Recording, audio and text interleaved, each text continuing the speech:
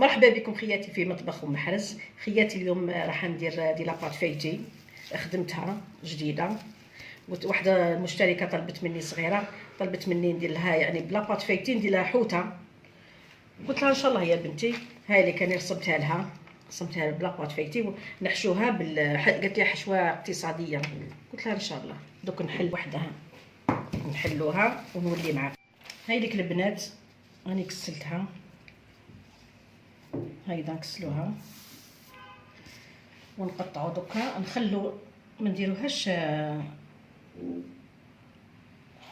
نخلو لها شويه زياده هكذا.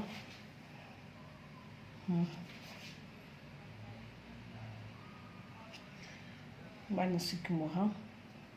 هاي البنات راني درت الثانيه، هاي لك الاولى وهذه الثانيه. باش نديرها من الفوق حتى نحشيها. هذه دوك نديرها هكذا باش ما تتنفخليش، مش حبيتها تتنفخ لي. نعرفوا لاباط فايتي تتنفخ.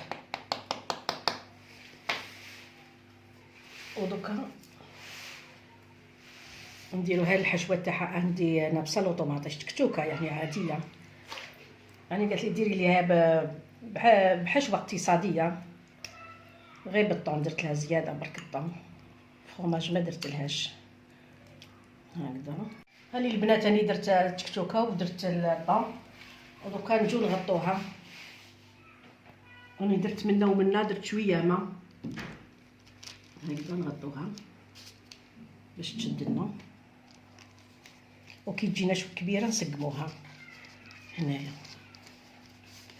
هاني البنات راني نحي في هذا كما نقولوا البرص تاع الحوته ونلصقهم هنايا.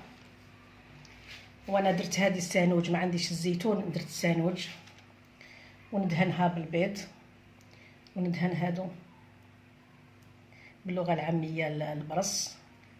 وانا دوكا نكملها كامل وندخلها في الفريجيدير، ما طيبهاش دوكا حتى تبرد لي مليح، وندخلها في على 200 درجه. نعرفوا لاباط فايتي تحب الفوغ يكون سخون بزاف.